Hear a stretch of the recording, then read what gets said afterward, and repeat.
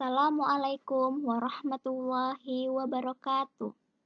Apa kabar adik-adik semua? Sehat kan? Ya, pada pembahasan kali ini kita akan membahas tentang statistika. Sebelum kita membahas atau kita memasuki materi, saya terlebih dahulu ingin memperkenalkan diri saya. Nama saya Rizky Nurhani, saya duduk di Fakultas Ilmu Tarbiyah dan Keguruan Universitas Islam Negeri Sumatera Utara.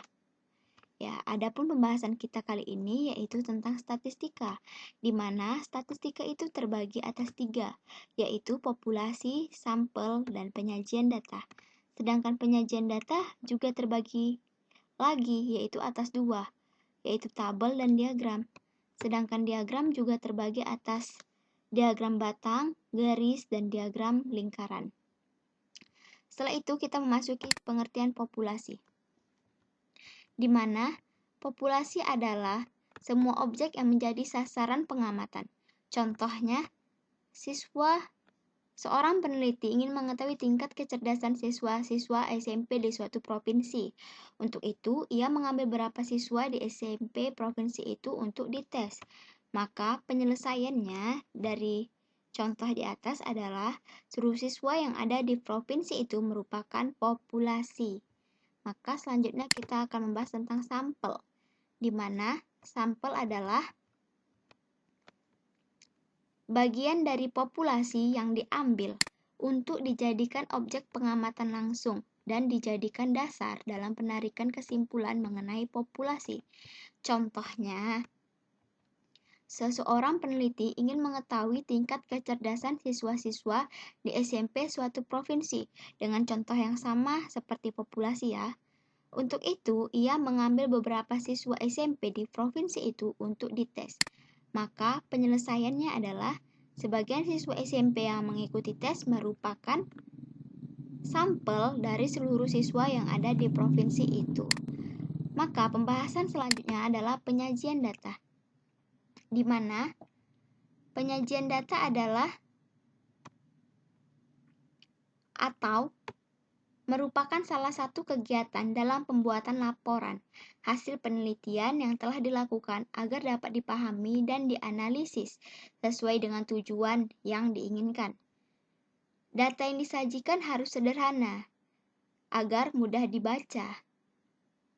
Maka dari itu, pengamat dengan mudah dapat memahami apa yang kita sajikan. Agar dapat memudahkan pembaca, maka dapat disajikan dengan bentuk tabel dan diagram. Maka penyajian data itu terbagi atas 2, yaitu penyajian dalam bentuk tabel dan diagram.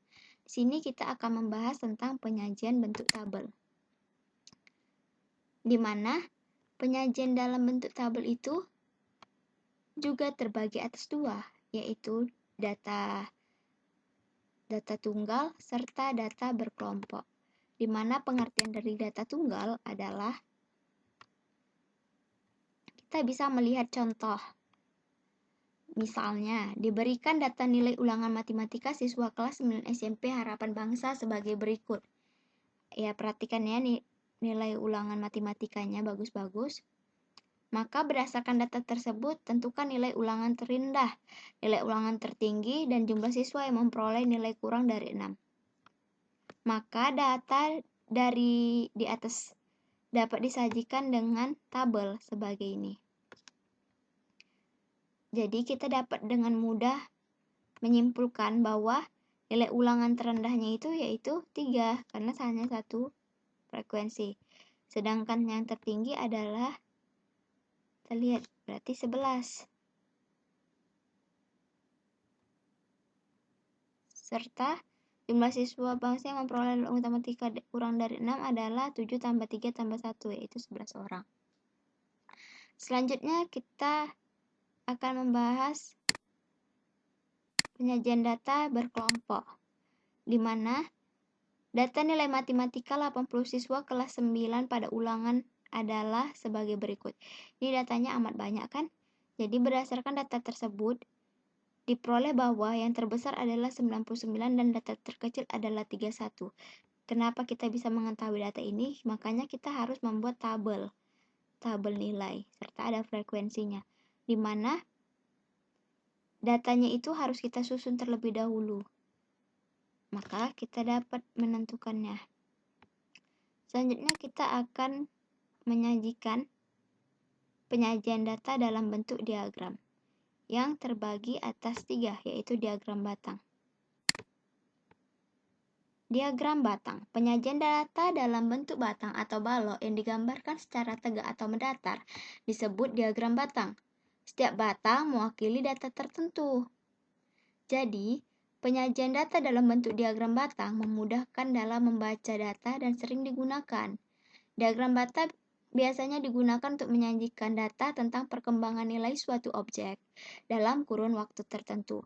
Contohnya, diketahui ada data tentang frekuensi tinggi siswa kelas 8, seperti pada tabel. Maka, dapat kita lihat, siswa dengan badan tertinggi adalah 156. Kan ada 20 orang, sedangkan frekuensi yang paling rendah adalah 163. Hanya 6 orang. Maka, gambar diagram batangnya adalah sebagai berikut. Selanjutnya kita akan membahas tentang diagram garis, di mana diagram garis biasanya digunakan untuk menyajikan data yang pengamatannya dilakukan dari waktu ke waktu secara teratur.